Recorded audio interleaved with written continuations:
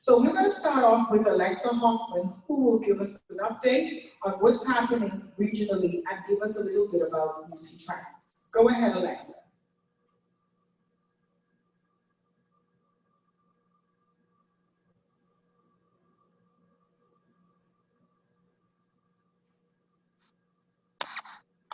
Are you muted?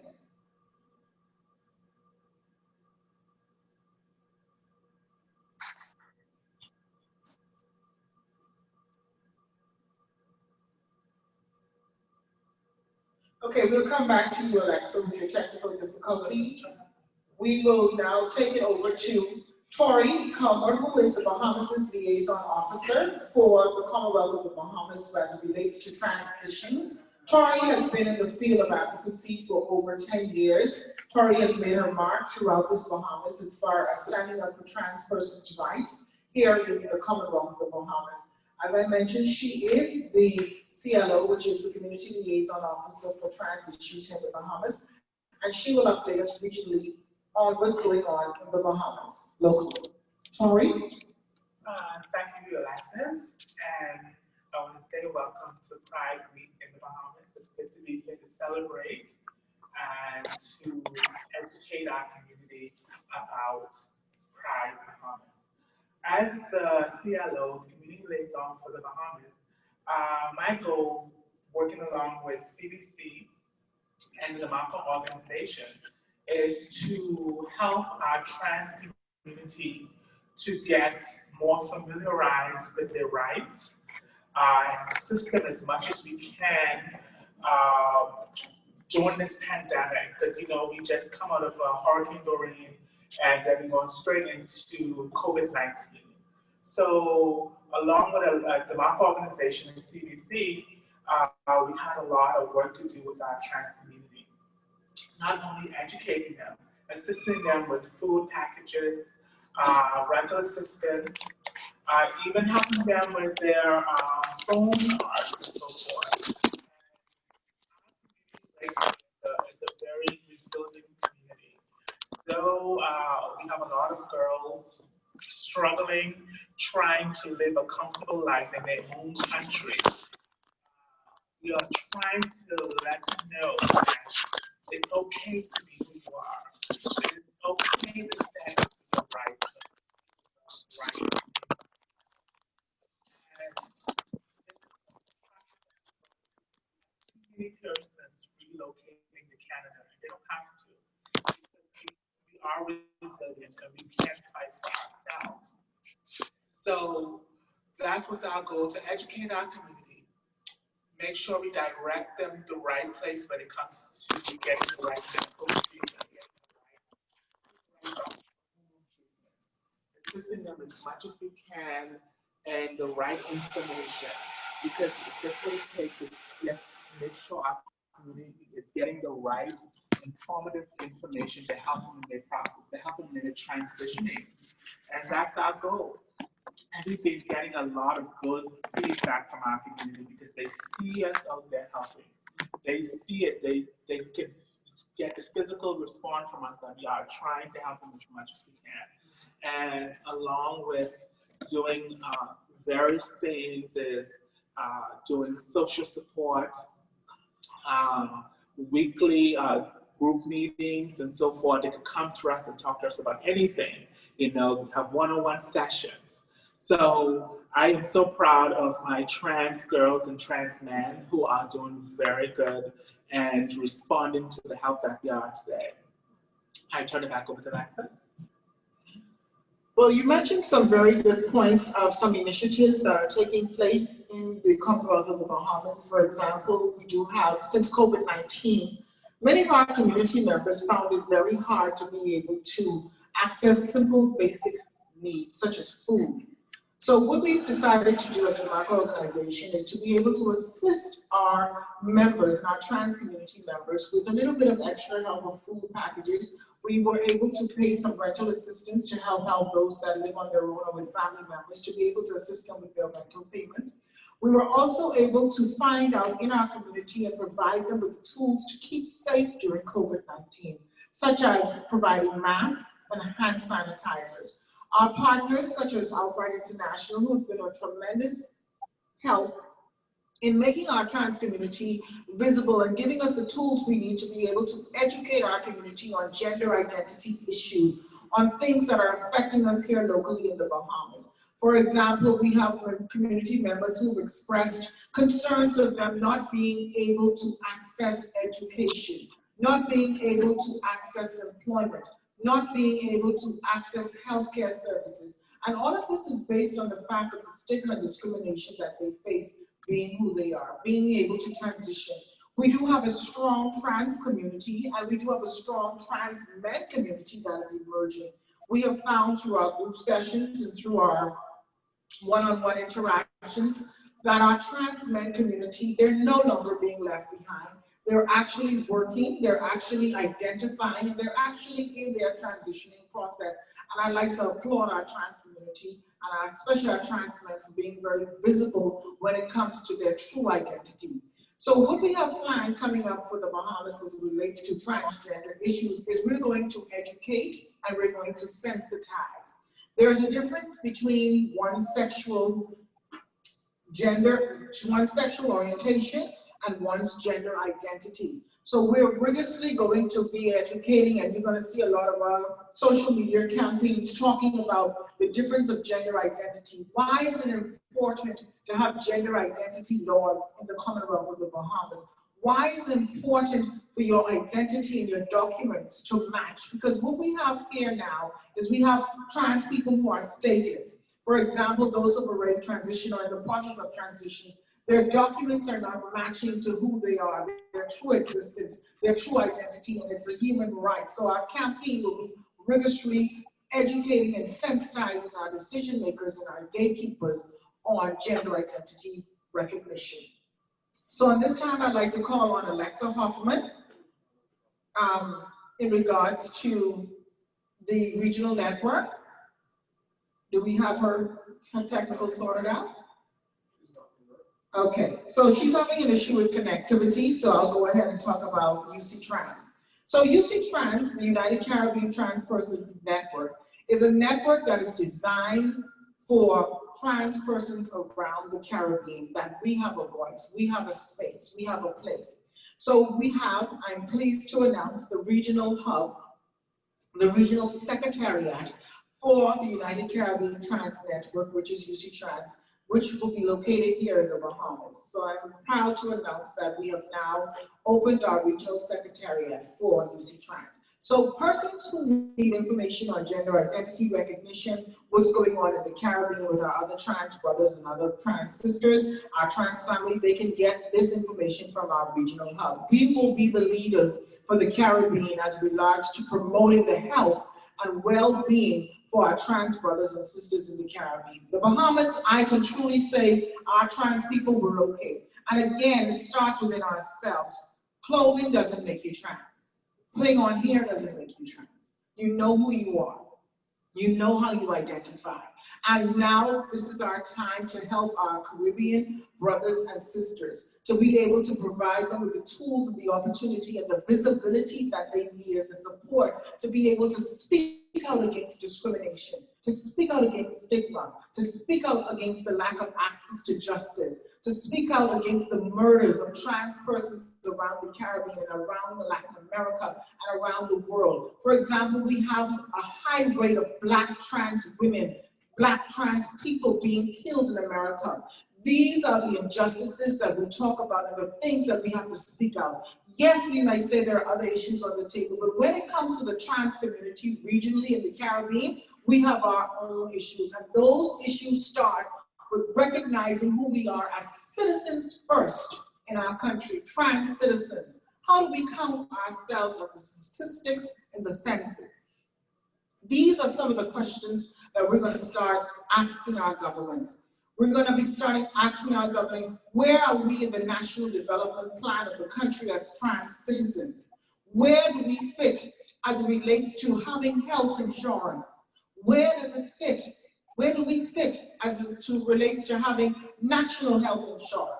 Our needs as a trans community and a Caribbean trans community must be addressed. Ending the stigma, ending the discrimination, ending the violence, the lack of opportunities for true trans people to live their true authentic selves in their countries. So that's what UC Trans is going to be about, fighting and advocating for the rights of trans people and gender nonconforming people in the Bahamas and throughout the Caribbean. I'd like to talk at this time to welcome Dr. Brianna Young. She is a Bahamian trans woman living in America, and I'm going to ask and open the floor to Dr. Brianna Young, who will give us some advice. Where do we move forward as a trans community here in the Bahamas? What are some of the steps we should take? Welcome, Dr. Brianna Young. Good morning, good morning, good morning. Thank you so much for the warm introduction, Alexus D'Marco. First of all, I'd like to say my name is Dr. Brianna Young. For those who don't know me, my educational background, I have a bachelor's degree in elementary education, a master's in secondary education, and a doctorate in Christian education. Some of you may know me as India D'Amore. I'm also an entertainer. I've been working with transgender people in the advocacy field now for the past 3 to 4 years. I am vice president of Trans Inclusive Group in Fort Lauderdale, Florida. I am, like Alexis says, I am Bahamian. I'm Jamaican Bahamian. I'm so proud to be a Jamaican Bahamian. I'm so proud of the Bahamas and the work that you guys are doing and moving forward with transgender issues, pushing the issues forward, because for a long time, a lot of trans people in the Bahamas would have to hide, like we like to say, under a rock and not be their true authentic selves. It's very important that one has the freedom to choose to be who they want to be and identify as they truly see themselves. So thank you all everybody in the Bahamas who are doing the work, who is taking the steps forward.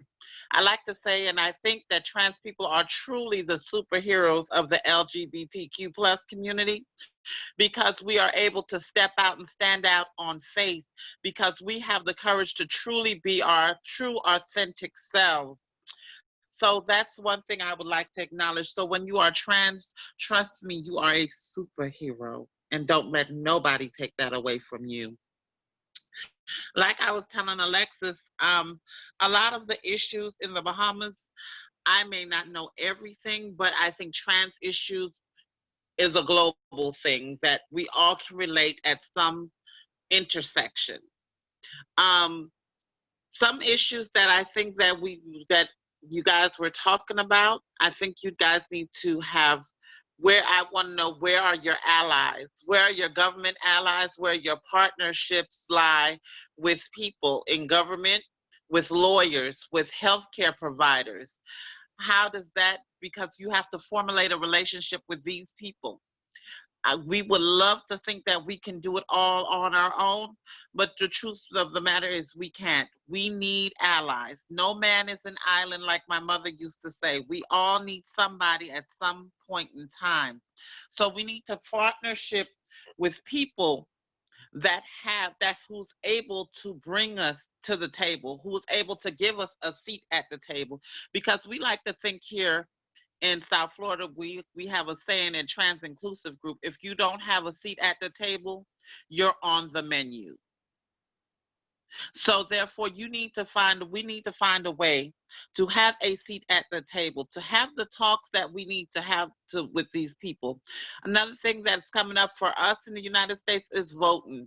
Voting is very important. And if you don't vote, you don't have a voice. So when you have your political parties there and you don't vote in large droves, they don't have to think about you. They don't have to think about your needs, what you want, your feelings. But when you do vote and you're able to vocalize, hey, I'm not going to vote for you. I'm not going to do this for you. What are you going to do for my people? What are your plans for us? Then they have to formulate a plan. They have to create a task force to do things for the transgender community. Other issues, I was there. I love coming home. I really, really do. I was there in February and in December. Um, I must say, I really had a good time with the trans community. They were phenomenal. When I did get to experience some trans people and going out there with them. Issues that I think that we need to address in the Bahamas, medical issues. The way that they address you, the way that they handle trans people is unacceptable. In America, if they were to address me or handle me the way I've heard that they've handled trans people, I would have heads rolling. So one thing that we have to do as trans people is we have to respect ourselves enough to allow them not to disrespect us and demand to speak to somebody higher up and keep on pushing and pushing and pushing until you get to that higher up person. Remember, there is power in the pen. I've seen a on the jail system there. It's deplorable. And I was asking Alexus what happens to trans people in the jails, and she says horrible. It's horrible. So we need to figure out, how do we get trans people proper care and proper assistance in jail. Also, we need to figure out, how can we get more resources to the Caribbean as well as to the Bahamas to aid in the way we need to help trans people. I'm here to help in any way I can. I'm here to do anything I can because I love you all as a people, because you are my people. You are blood of my blood. And I thank you, Alexus, for this time.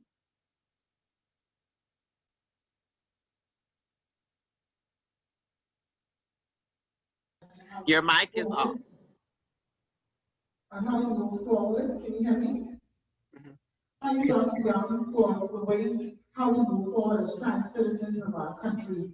And you mentioned a very important thing, access to health care. I can fully say when it comes to HIV programming, that seems to be the only entry point for trans people. And I want that narrative to change because not every trans person suffers from HIV, but we are affected by HIV. So the entry point of trans persons has to come to a more social higher level. For example, access to education. When we have young persons who identify as trans persons, we're not to put them out of the school system. We're not to put them through conversion therapy. These are some of the issues on the ground that most of our trans community face. Even in accessing employment, we've had stories of discrimination of firings, of persons who told their bosses that they are in the process of transitioning, and because of that, they were dismissed from a job. These are some of the issues that we are working through as a community. And I'll now turn to Tori, who will be able to talk about the personal experience of being discriminated against or being dismissed from a job, from an employment opportunity, to be able to feed herself, to be able to feed her family. Because remember, trans people have families too. We are breadwinners of our homes. We're not just persons who, like I heard someone say, oh, we didn't know these people were normal. Like, these are the narratives that we have to change. I will now turn it over to Tony, who will share a personal story as it relates to stigma and discrimination in the employment field here in the Bahamas. Yes, thank you, Alexis. When it comes to being transgender in the Bahamas, being discriminated against because of who you are, it's very heartbreaking because you know you have the education, you know you went to school for 4 years to achieve a certain goal, and you deny that achievement because of who you are, or because you want to live your authentic, want to live to be your authentic self. I have experienced many discrimination and many rejection because of who I am, in particular job and placement. And I can remember one particular job in particular, and at the time I think it went viral when I was in Liberty. I was interviewing, I got hired. I did put on an application, I was transgender, but it was overlooked. I got hired anyway. But when I got on the job site, they find out I was trans woman. I was rooming with I think it was three females. I was rooming with three cisgender females, and I was trans woman in the room. I know I didn't know I was trans woman, but it happened to get out that I was a trans woman. And all hell broke loose all of a sudden. I'm called to the resource department, and they're giving me this whole excuse to why I can no longer be an employee. And I said, why? Because there's no room capacity for me. I said, that's ridiculous. And those are the kinds of things we as trans women face on a daily basis. You know, that's one of many stories I have to tell you today. But this is real, this is reality. You know, we go to school, we educate ourselves, and we deny the dream of owning our own home. You know, just the growth, just to have the opportunity in your own country is denied. So these things that we have to fight for, you know, you have to fight for that. So, you know, when you fight, never give up. Things that's happened to this day. I'm employed. I'm not going to say where I'm employed, but I am employed today. But you have to never give up. And every person that rejects you, there'll be one person that will open the door for you. So we do have employers out there that will give trans women and trans men the opportunity to work in the Bahamas. It's not all lost, but we do have that very few that will deny you because of who you are. So I just want to give some word of advice to some people, some trans people out there who's listening to my voice today. Don't give up. Don't run to another country because you have a right in your own country. You just have to realize we live in reality. Nothing comes easy. And it's twice as hard for us because not only that we are trans women, we are Black. And as you face double discrimination, sometimes in your own country because your skin color is darker than the next. That's a whole other subject. So I want to let my trans sisters and trans friends out there today know, just keep the good fight going. Thank you. Thank you, Tori, for sharing that and opening up to us about personal experience of stigma discrimination when it comes to employment. And the thing about it is for the Bahamas is that we are progressing, we are making strides. There are allies who, if you self-identify as a trans person, they will make provisions for you, especially in the access to employment area. It's just having that open and honest conversation with employees. We must sensitize and we must educate employers on how do we treat trans employees? How do we access the forms that is needed? In an application form, you would notice there are only two boxes, male, female. Now, if you notice when you fill out an application, there is a box for transgender and there's a box for other. So obviously there is some type of education and some type of sensitization going on. In the medical health field, I can truly say the Bahamas, thanks to Dr. Nikita Forbes, who have made a welcoming environment for our trans community to access healthcare services, not just on an HIV level, but if you need any other type of health medical, she made it possible for us to sensitize and to train doctors and nurses on trans issues. As it relates to the medical field of doctors being able to treat trans persons, we do have a mapping, and this mapping will be shared. Good allied doctors who understand, who took the oath, no matter what, not to discriminate against you as a trans citizen in the Bahamas. So the trans community is making strides along with its allies in bettering the system for its trans citizens. There is still a long way to go as it relates to gender identity recognition for trans Bahamian citizens. Gender identity recognition laws must be in place for persons to identify their true, authentic selves. Your documents must match who you are. And this is our next wave of advocacy, to be able to go through any space to navigate. When we go to social services, We want to be able to present our ID. Not when you look at an ID, you see something different in front of you, and you call the people from the back to kickle and tackle. These are some of the discriminations and the things that we face, and we'd like to change that narrative of accessing government agencies or state agencies that create barriers for our community to access food, to access housing, to access education. Because when you fill out that form and you present that document, and there's something different in the gender marker that's there, it creates a barrier and it causes a whole bit of confusion for the individual to be able to self-identify, to comfortably be who they are in their country, in their country, and as a citizen of that country. So I would like to now turn it over to the floor. If you have any questions or comments at this time, you can go ahead and ask. We do have the moderator who will be able to answer the questions for us. Who will ask the questions on our behalf.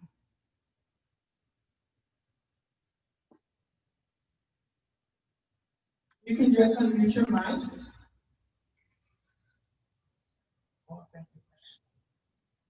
Also on our Facebook feed, you can send it to the Facebook feed.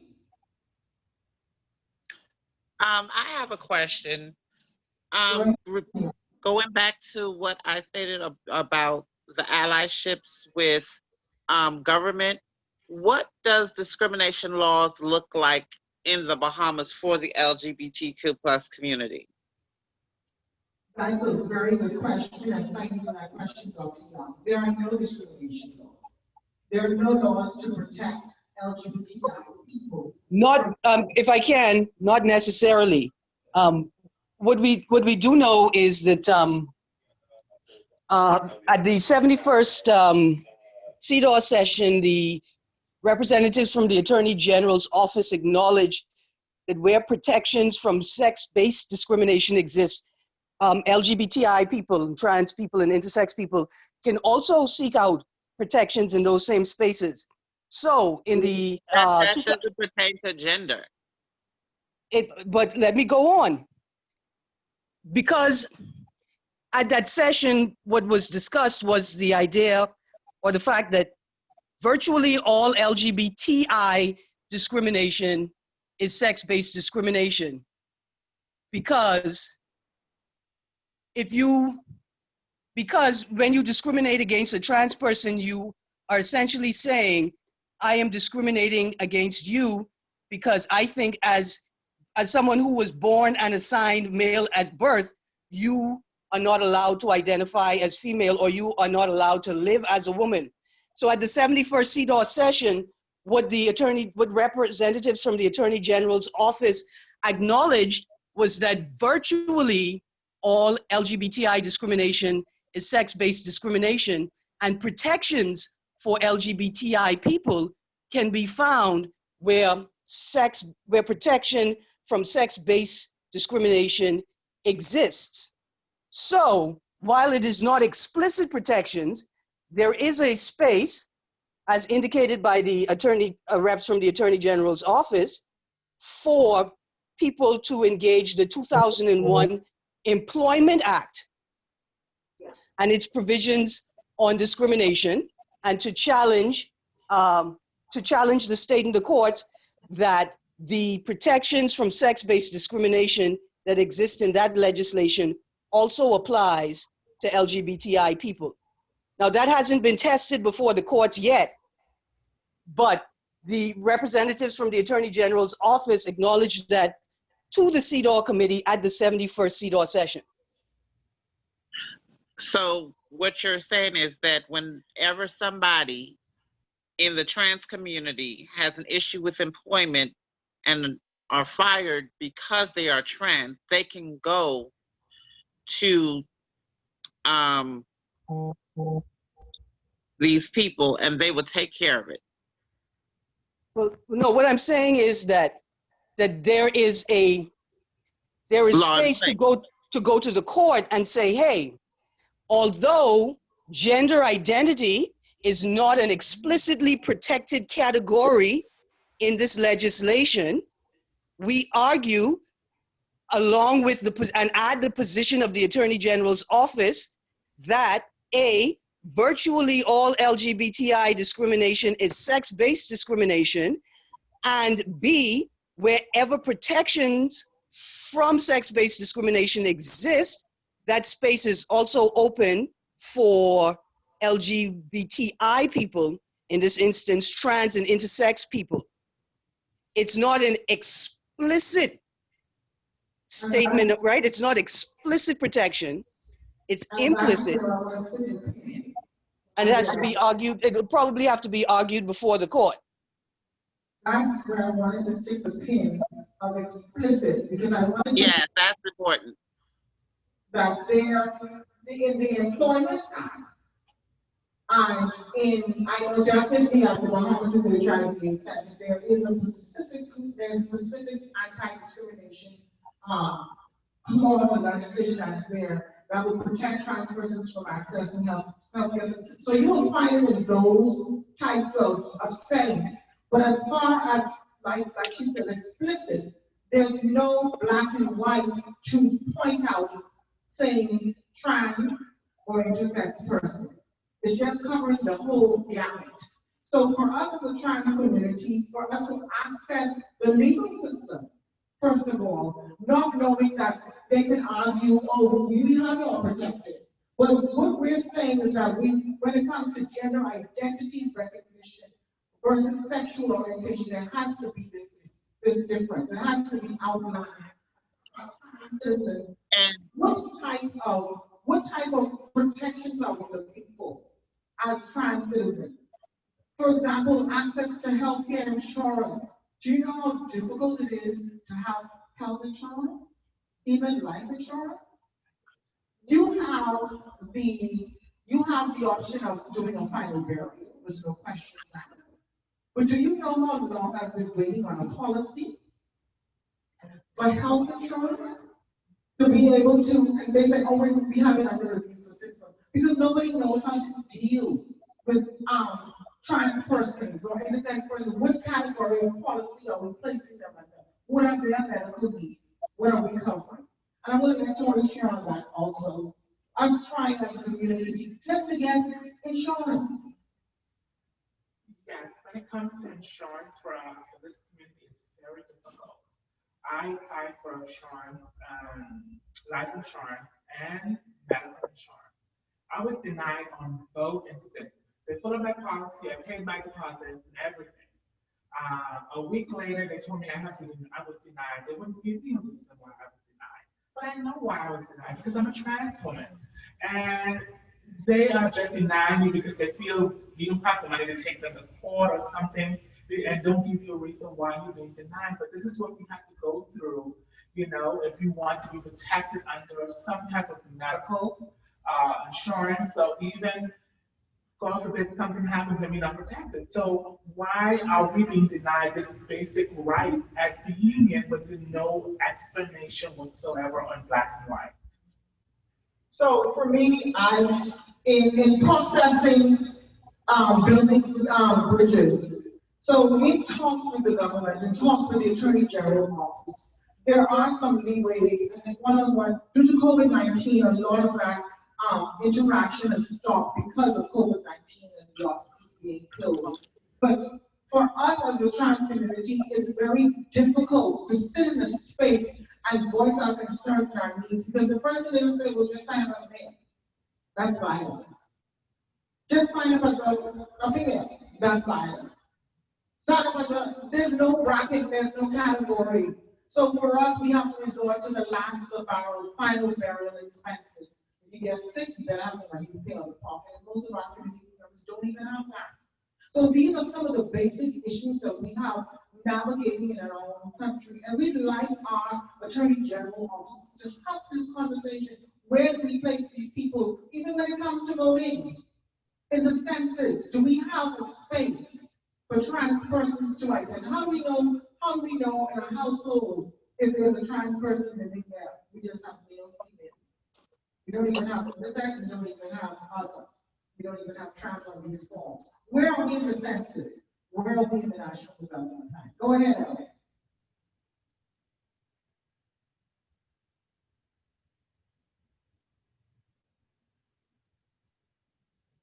You wanted to say something? Or that's something else?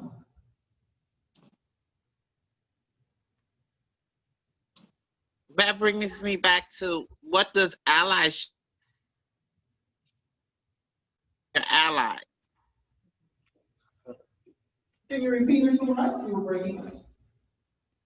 I said that brings me back to another question. What does allyship look like? Because like I stated before, we would love to think that we are able to do everything on our own, but we can't because we are a small community. We're a small number. So we have to have allies.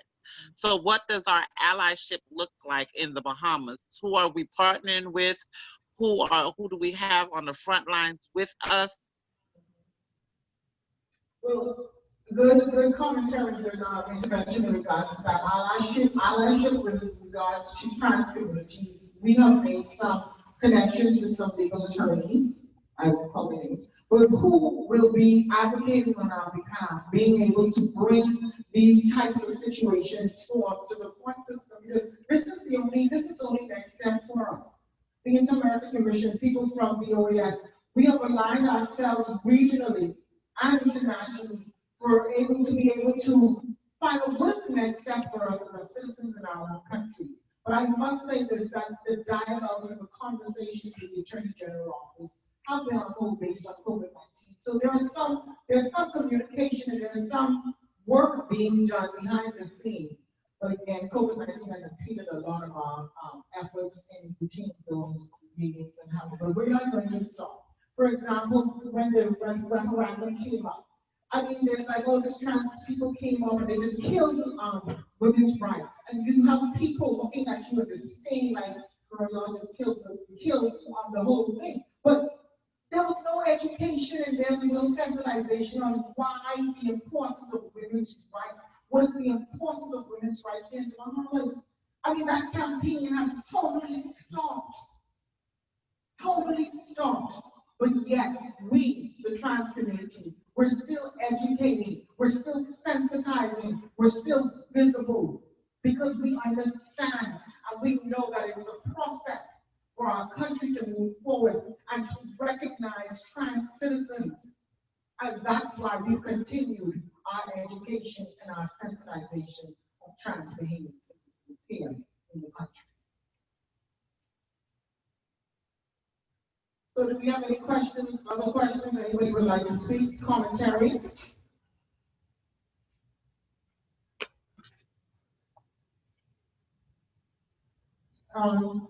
Anything on the Facebook page that you'd like to comment just before we close the session, or make sure everybody has an opportunity? Go ahead. So in my closing remarks, we know it's going to take visibility, it's going to take tenacity, it's going to take strength. There has been a mass migration of LGBTI Bahamian citizens, and migration is a human right. A human right to be free, a human right to exist. So that's a personal and an individual choice. But here in your country, you should be able to be free from stigma, discrimination, and violence. You should be able to live your true, authentic selves. But again, it starts within you. Clothing doesn't make you trans. Putting on hair and makeup don't make you trans. Acting however you act doesn't make you trans. It's something on the inside of you that you identify, that you know from young that you are not who people say that you are, or what you were assigned at birth. There's a difference, there is something. But you as an individual have to be able to deal with the stigma, the internal stigma of yourself. And in our community, I implore our communities to support your trans brothers and support your trans sisters and allow them the opportunity to be free, to be able to navigate in this country. Don't down them. Don't put them down. I mean, many of us have trans friends here in the Bahamas, and And the way, the language that we use amongst our friends towards those, it's really, we have to improve on how we address that. If you don't have any understanding on time, that's fine. But simple thing of respect is, what is your preferred name? If you don't want to say she, if you don't want to say he, you can ask, what would you like to be addressed as? What is your name? You don't have to say she. You can say they, you can say them, you can say there, or you can call them by their name. So respect is the greatest gift during this Pride Week you can give any one of your trans brothers or your trans sisters. And this, I thank you. Thank you for joining us on our panel today. Thank you for listening in, tuning us live on Facebook. You can follow UC Trans, it's uctrans.org. On the World Wide Web, you can also visit our Facebook pages, UC Trans Network on Facebook, and you will see that we keep sharing links and sharing information on our trans community. And I can assure you, as trans people in this country, there are strides being made, but it starts with us. Visibility starts with you. Knowing who you are and knowing whose you are is the way forward. Thank you for joining us on our panel. Enjoy the rest of your day. We're going to set up next for our next panel, which will be policing. Am I correct? Yes. Conversation surrounding the police. So the links are in your emails. The links will be shared on Facebook. Thank you and enjoy the rest of your day.